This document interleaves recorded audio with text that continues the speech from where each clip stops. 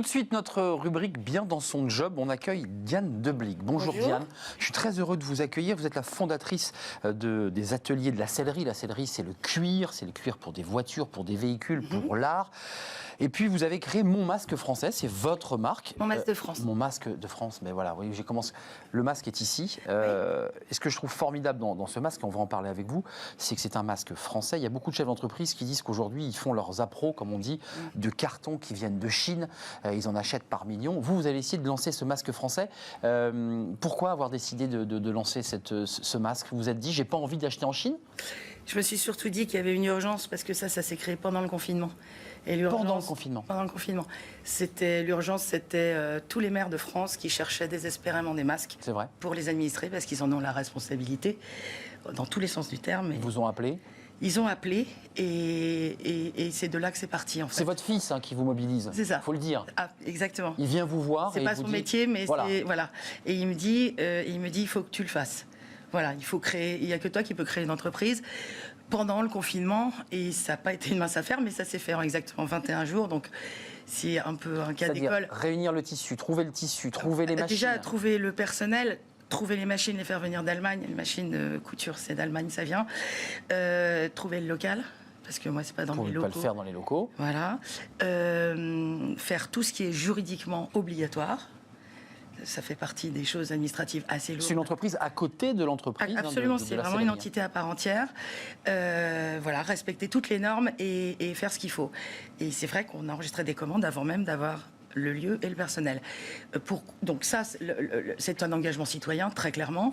J'étais horrifiée des prix qu'on voyait sur des masques chinois jetables qui durent 4 heures, qui ne protègent pas grand-chose et qui coûtaient jusqu'à 3 €. Les maires m'appelaient en me disant 3 € l'unité, enfin, c'était délirant. Donc certains se faisaient de l'argent sur des masques de mauvaise qualité. C'est juste monstrueux. Et puis, il s'est passé aussi des masques textiles qui étaient franchement pas acceptables. Et absolument, il y a une inflation. Il y avait une inflation d'ailleurs sur le tissu, sur les élastiques surtout. Mais on l'a fait cette émission sur le plateau ici, dans Smart Job. Il y a le côté Made in France. On vous sent très attaché à cela. Oui, fondamentalement. Et là, c'est pas du discours, c'est vraiment les discours, c'est bien, mais la réalité, c'est concret là. C'est très concret. Donc, quand on parle de relocalisation, c'est que les entreprises, les entrepreneurs qui vont décider de relocaliser ou pas. Mais la responsabilité, elle est clairement sur leur dos. Ils l'assument pleinement. Enfin, c'est comme ça depuis la nuit des temps. Et je pense que c'est pas prêt de s'arrêter. Quant aux chefs d'entreprise qui en ont marre d'ouvrir des cartons de Chine, il faut qu'ils prennent leurs responsabilités, qu'ils regardent ce qui se passe en France. Je suis aussi chef d'entreprise, donc je le dis parce que je le fais sur d'autres produits. Vous allez voir Mon Masque de France. Et pour acheter français. Après, il y a acheter français, puis après, il y a acheter la qualité. Vous y tenez beaucoup, parce que ça, c'est l'effet sellerie, c'est la qualité. Oui, et la qualité, elle est sur deux choses. D'abord, si vous regardez ce masque, vous vous apercevez qu'il est parfaitement cousu. Parfaitement. Parce que les gens qu'on a recrutés sont des couturières qui étaient au chômage. Parce qu'en France, il y a plein de gens de talent qui sont au chômage. Il y a un double effet là, c'est-à-dire qu'il y a une forme d'insertion aussi. Exactement, des gens qui ont un savoir-faire et qui le montrent aussi dans des masques. On ne fait pas que de la haute couture avec la couture, on peut aussi faire quelque chose de très je fais un défilé de mode de votre masque quand même, en même temps que vous parlez, c'est quand même pas rien quoi. Et puis cette technologie antibactérienne, antivirale. Oui, ça faut en parler, c'est intéressant. C'est fondamental puisque c'est une société suisse, Eik, qui a développé cette technologie. Ils sont spécialisés là-dedans, ils fournissent 200 marques dans le monde. Ça fait 15 ans qu'ils existent. Ils sont certifiés sur cette technologie textile antivirale, antibactérielle. Ils sont certifiés On trempe ISO. Le masque dans ce bain. Et le groupe Albini, qui est le tisseur depuis le XVIIIe siècle, tisseur de métier ancestral, un groupe très important, a développé, lui, la technologie d'application de cette technique antibactérienne, antivirus, et les tissus de qualité sont trempés effectivement dans un bain dont les propriétés sont antivirales et bactériennes à base d'argent. Et qui permet d'éliminer plus rapidement Entre 3 et 5 minutes, bactéries ou virus. Et donc, on a un masque qui n'est plus un masque barrière, mais qui est un masque bouclier, et qui, au bout de 30 lavages, pour ça, ramené au coût contact, au coût d'utilisation, c'est moins cher qu'un masque chinois. Les parents qui vont s'interroger pour la rentrée des classes auraient peut-être intérêt à s'intéresser à ce type de produit. Surtout qu'on a des versions taille enfant. On avait fait des versions parce que ça va être concret pour les familles. C'est très concret. Et on a essayé de choisir, du coup, des tissus initialement de qualité, dans des coloris qui peuvent aussi être, entre guillemets, agréables, puisque le masque est contraignant, c'est une réalité. Il est nécessaire, on le sait tous. Et donc, autant essayer de rendre, entre guillemets, agréable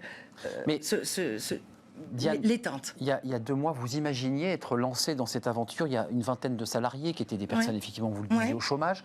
L'entreprise se développe. Vous êtes en train d'être sur un plateau de télé pour en parler. Vous l'imaginiez, ça, que vous alliez faire des masques un jour ou... Non, j'ai imaginé que j'en faisais bénévolement, puisque dès que le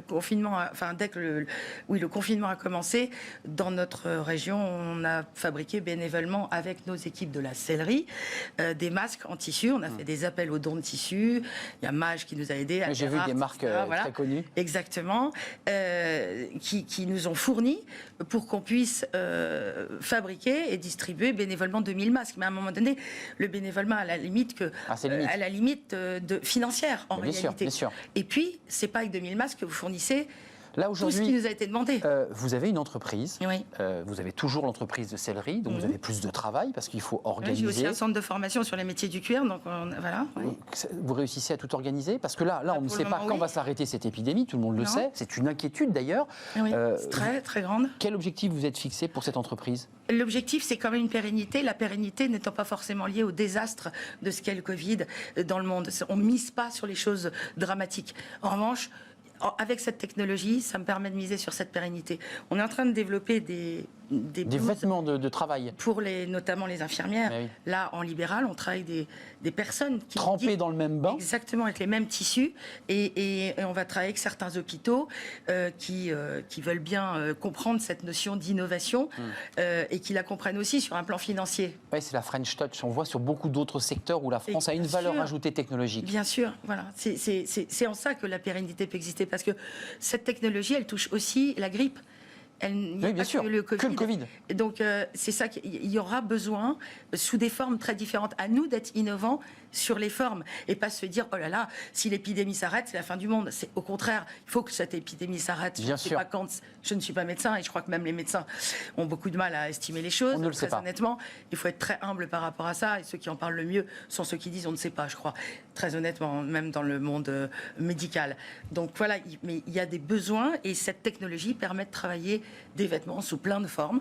Donc à partir du moment où on a les ressources humaines qui savent faire, et l'organisation qui a été mise en place. Et les hommes, je le redis, les femmes. Voilà, et qui ont été très courageux, parce que prendre un travail pendant le Covid, bien sûr, quand on est au chômage, et ils avaient tous besoin de travailler, mais ils l'ont fait. Il y avait un risque. C'était pas simple, et c'était pas simple au plan légal à organiser un travail. Vous avez passé quelques coups de fil à la direction du travail, j'imagine, non? Non.